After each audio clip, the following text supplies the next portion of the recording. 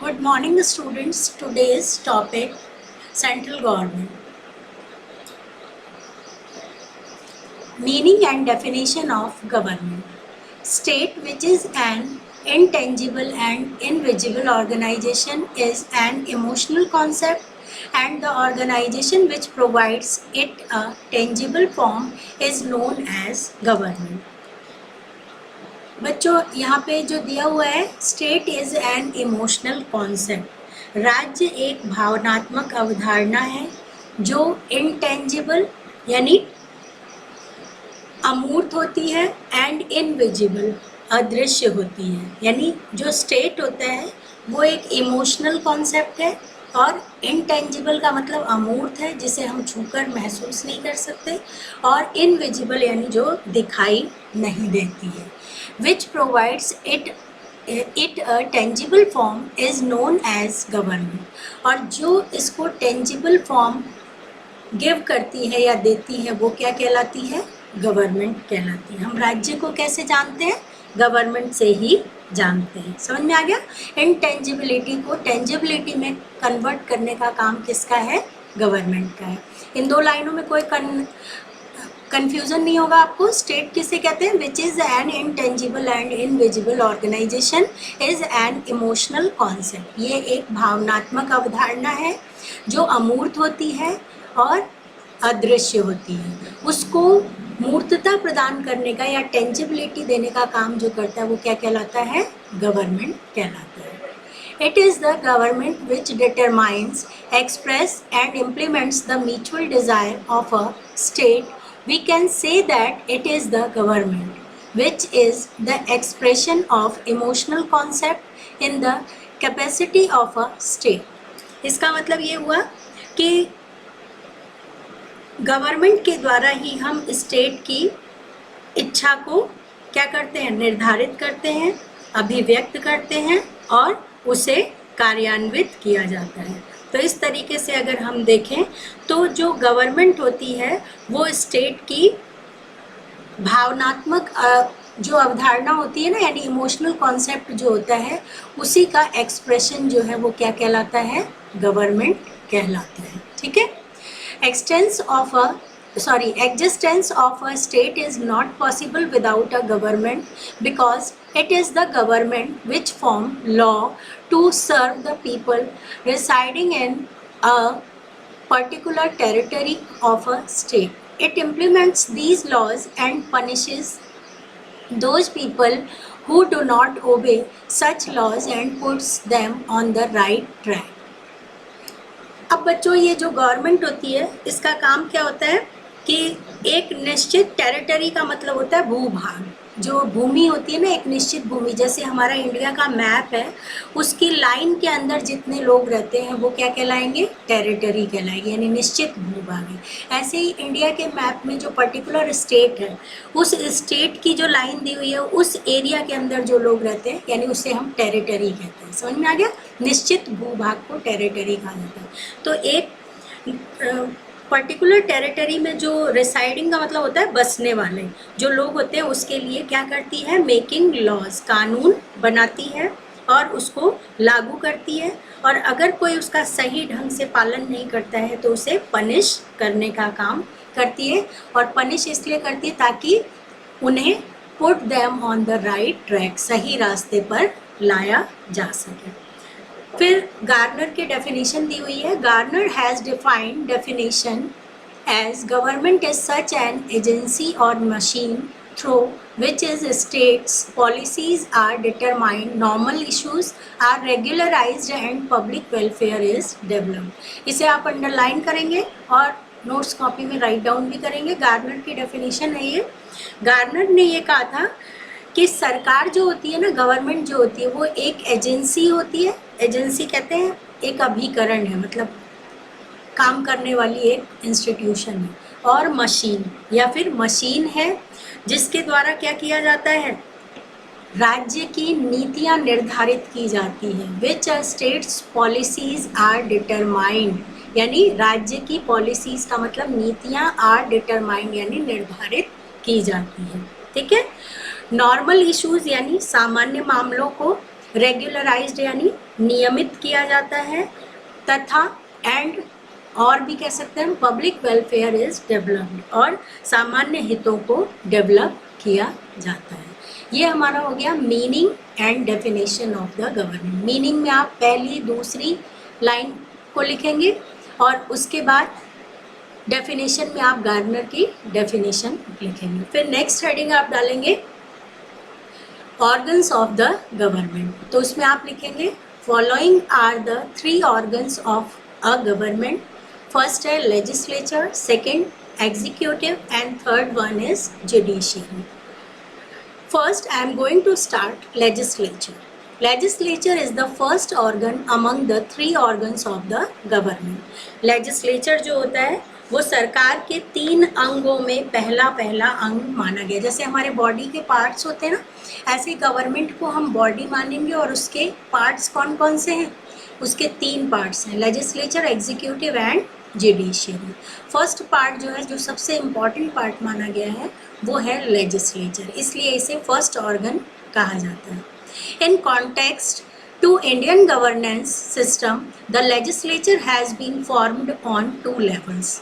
और हमारे Indian constitution के अंदर या इंडियन गवर्नमेंट के अंदर अगर हम देखें तो लेजिस्लेचर जो होता है वो 2 लेवल में फॉर्म होता है, federal legislature and state legislature. ठीक है, फेडरल लेजिस्लेचर का एक अनदर नेम भी है जिसे हम पार्लियामेंट के नाम से जानते हैं। बच्चों अब यहाँ पे कंफ्यूज होने की ज़रूरत नहीं है।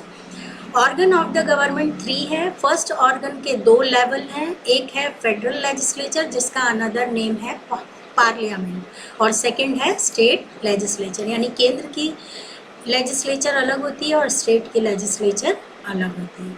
According to the provision of section 79 से हमारा जो कॉन्स्टिट्यूशन है उसके सेक्शन 79 में क्या किया गया है, एक पार्लियामेंट की व्यवस्था की गई है। यानी पार्लियामेंट के बारे में कौन से सेक्शन में लिखा हुआ है, ये बहुत इंपॉर्टेंट है, इसको आप अंडरलाइन करेंगे।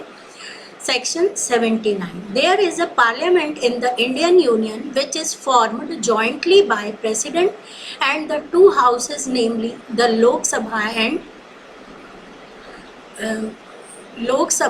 एंड राज्यसभा होगा। यहाँ पे गलती से यहाँ पे ये आपके प्रिंट हो गया है विधानसभा राज्य के रेफरेंस में दिया हुआ इसलिए लिख दिया होगा, लेकिन यहाँ पे राज्यसभा आएगा। ठीक है, पार्लियामेंट जो होती है उसके 2 हाउसेज होते हैं, लोकसभा एंड राज्यसभा। विधानसभा को आप राज्यसभा कर लेना। In this manner parliament refers to the joint form of all the 3, the president and Lok Sabha and Rajya Sabha. अब बच्चों इसमें 2 इम्पॉर्टेंट बात है, एक तो ये कि कौन से आर्टिकल में पार्लियामेंट के बारे में बताया गया, तो सेक्शन 79 में बताया गया है। फिर इसमें 2 हाउसेज होते हैं, लोकसभा और राज्यसभा। विधानसभा को आप राज्यसभा कर लेना। फिर पार्लियामेंट की डेफिनेशन दी हुई है, तो आप इसको अंडरलाइन करेंगे और नोट्स कॉपी में पार्लियामेंट लिख के फिर हेडिंग लिखेंगे। Parliament refers to the joint form of all the 3, the president, Lok Sabha and Rajya Sabha. Parliament 3 चीज़ों से मिलकर बनती है, हेड होता है प्रेसिडेंट और 2 हाउसेज होते हैं, लोकसभा और राज्यसभा। ये हमने समर ब्रेक से पहले भी ये चैप्टर आधा कंप्लीट कर लिया था, दोबारा रिवाइज हो रहा है ये chapter.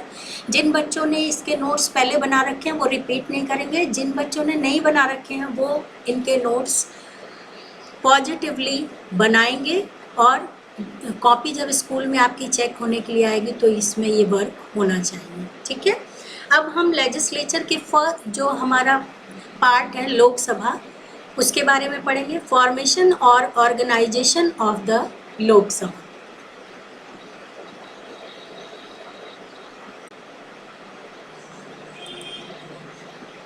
Formation and organization of the Lok Sabha. Lok Sabha is the first or upper house of the parliament. It is also known as the House of Commons. लोक सभा जो है वो क्या कहलाती है, फर्स्ट और अपर हाउस कहलाती है।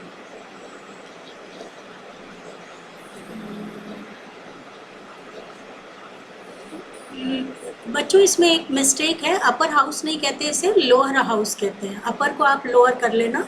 लोकसभा जो है वो फर्स्ट हाउस तो होती है लेकिन निम्न सदन कहलाती है, यानी लोअर हाउस, अपर नहीं होगा।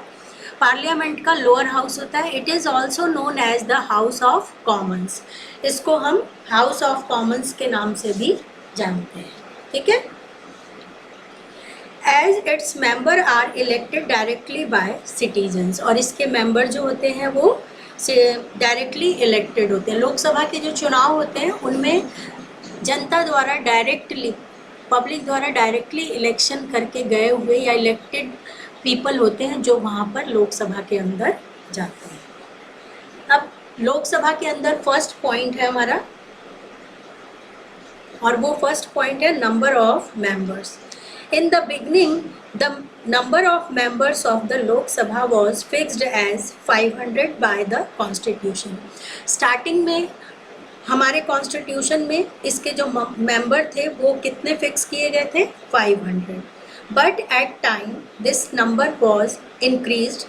Now as per the Goa, Daman and Diu Reorganization Act 1987, it has been decided that the maximum strength of the Lok Sabha can be 552.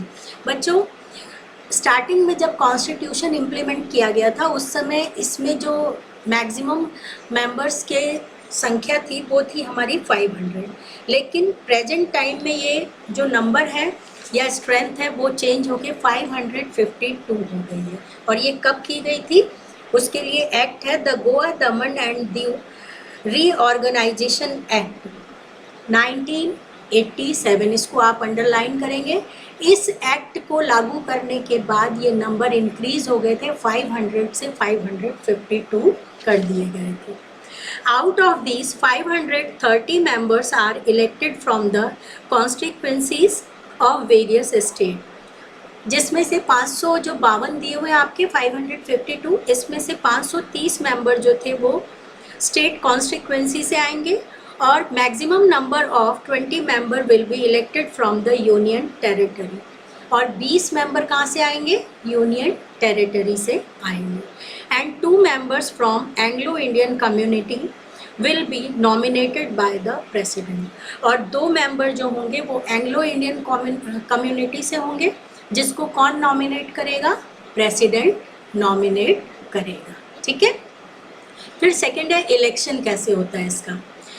Members of the Lok Sabha are elected directly on the basis of universal adult franchise. Now a person who has attained the age of 18 years is regarded as adult. All the constituencies of the Lok Sabha now have single membership. Election का procedure तो बहुत easy दे रखा है। ये जो universal adult franchise है इसका मतलब होता है 18 साल का आदमी जो है वो वोट दे सकता है। जो एडल्ट होगा उस प्रोसीजर के थ्रू इसमें इलेक्शन किया जाता है और डायरेक्टली इलेक्टेड मेंबर इसके अंदर होते हैं। फिर है qualifications for membership. According to the constitution the following qualifications are required to be a member of Lok Sabha. First, he should be a citizen of India. ये तो ईजी है, भारत का नागरिक होना चाहिए। अमेरिका का आदमी भारत में लोकसभा के लिए इलेक्शन नहीं लड़ सकता है, आपको मालूम है। He should be of age 25 और मोर, कम से कम 25 साल एज होनी चाहिए। अब कुछ बच्चे कंफ्यूज हो सकते हैं कि अभी ऊपर पड़ा था 18 साल, वो तो थी वोट देने की, कि हम लोकसभा के लिए जब इलेक्शन में चूज़ करते हैं कि किस आदमी को लोकसभा का मेंबर बनाए तो हमारी एज 18 ईयर होनी चाहिए। लेकिन जो लोकसभा का मेंबर बनेगा उसकी एज कितनी होनी चाहिए? 25 ईयर कम से कम, और उससे ज़्यादा हो सकती है। He should not hold an office of profit under the Indian government or any state government. किसी भी सरकारी पद पर वो आदमी नहीं होना चाहिए। फिर फोर्थ और लास्ट क्वालिफिकेशन है, he should not be declared as mentally disabled through any court and should not be bankrupt.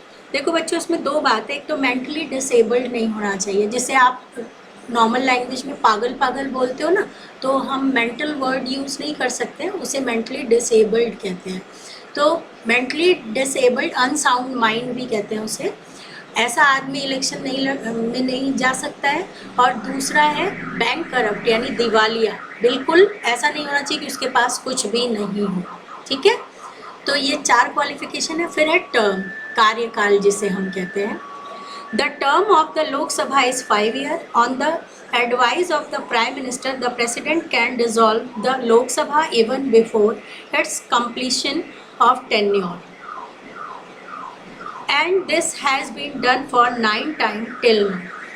फिर है कि इसका जो कार्यकाल होता है लोकसभा का वो 5 साल का होता है, और प्राइम मिनिस्टर जो होता है वो प्रेसिडेंट,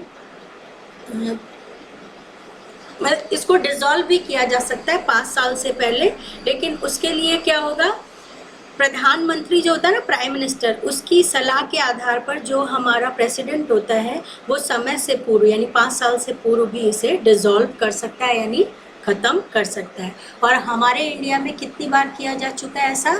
9 टाइम किया जा चुका है अब तक। टिल नाउ का मतलब होता है अब तक। ठीक है, फिर है मीटिंग।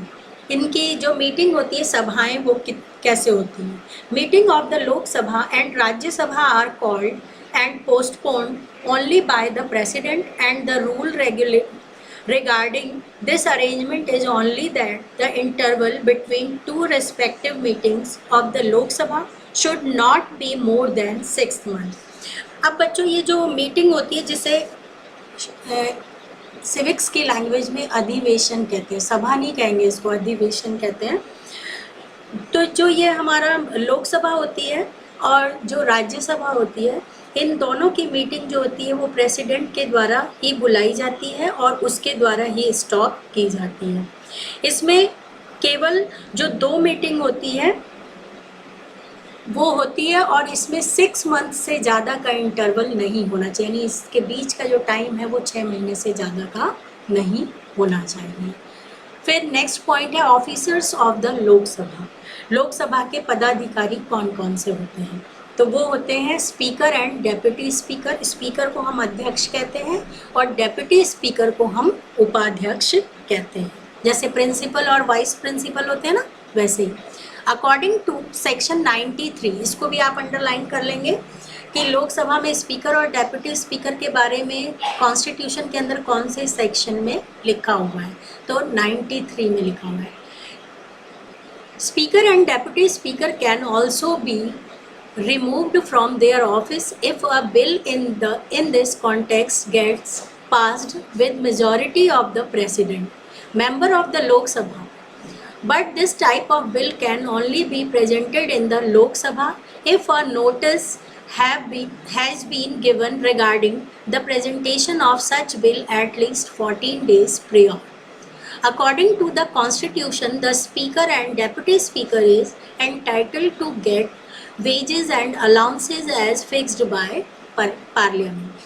बच्चों इसमें क्या है कि आपको मालूम है कॉन्स्टिट्यूशन के सेक्शन 93 के अकॉर्डिंग लोकसभा के अंदर क्या होगा, उसी के मेंबर्स में से एक स्पीकर और एक डेप्यूटी स्पीकर चुना जाएगा, और जो प्रपोजल पास होता है उन लोगों को उनके पोस्ट से हटाया भी जा सकता है, लेकिन उसके लिए क्या किया जाएगा, लोकसभा के जो सदस्य होते हैं उन सदस्यों में से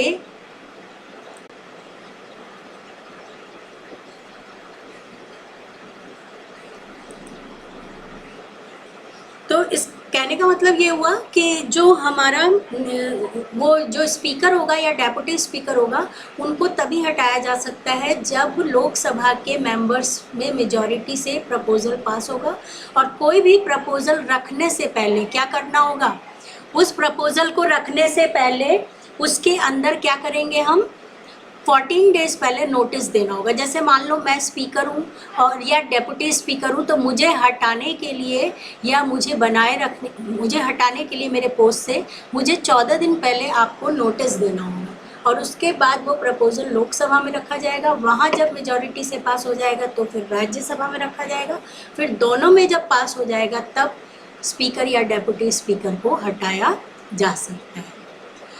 फिर उनको जो सैलरी मिलेगी या फिर अलाउंसेस मिलेंगे, अलाउंसेस कहते हैं बेनिफिट्स को। जैसे किसी गवर्नमेंट जॉब में हम हैं तो हमें हो, घर फ्री में मिल रहा है, गाड़ी फ्री में मिल रही है, उसको अलाउंसेस कहते हैं।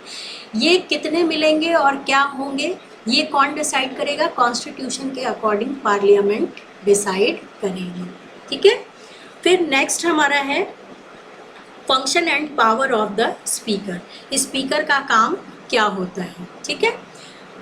The speaker of Lok Sabha in India has the same powers which have been provided to the speaker of the British Parliament, जिसे हम हाउस ऑफ कॉमन्स कहते हैं।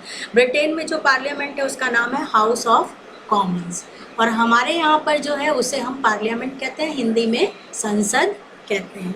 ठीक है।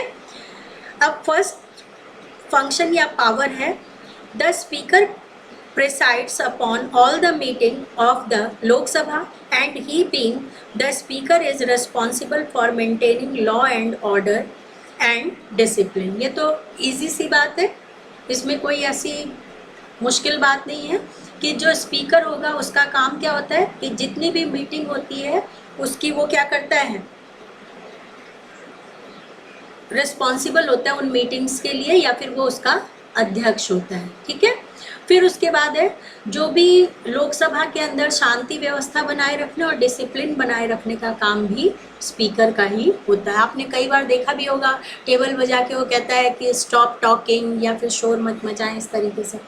फिर सेकंड है entire programme and proceedings of the Lok Sabha is decided by the speaker.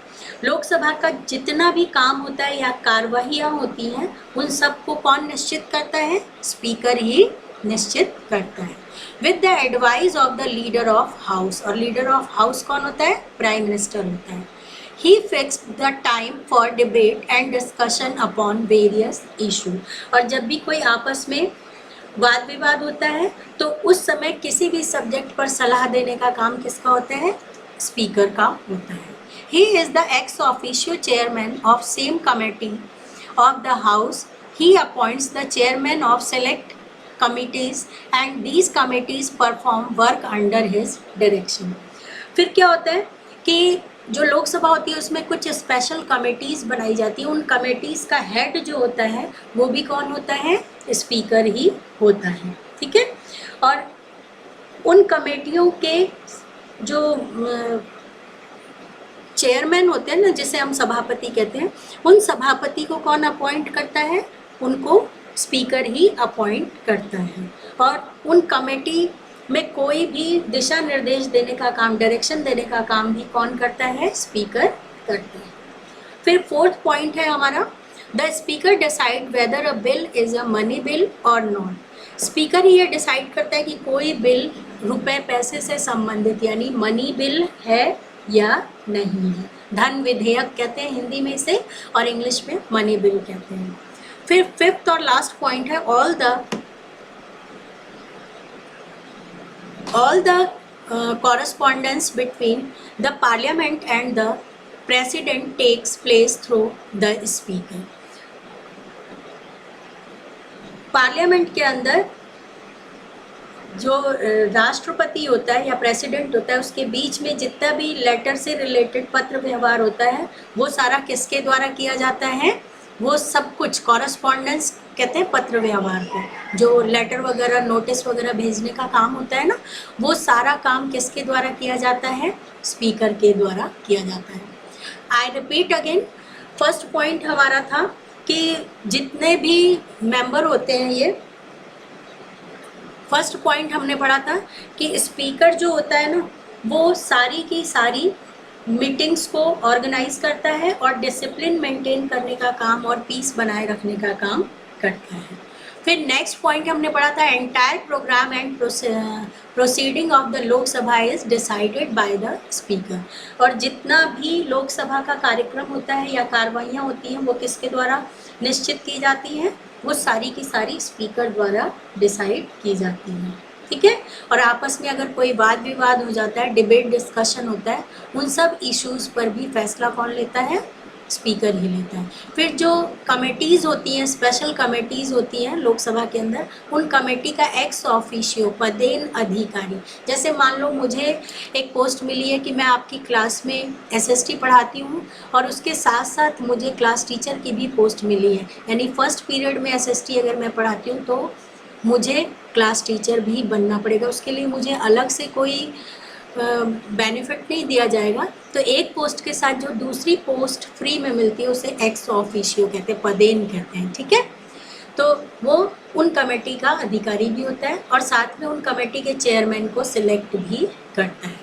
फिर है स्पीकर डिसाइड करता है कि कोई भी बिल मनी बिल है या नहीं, धन विधेयक है। और लास्ट में है कि पार्लियामेंट में होने वाली जितनी भी गतिविधियां होती हैं उनको प्रेसिडेंट को वो बताता है, किसके थ्रू, कॉरेस्पॉन्डेंस का मतलब होता है पत्राचार, ठीक है।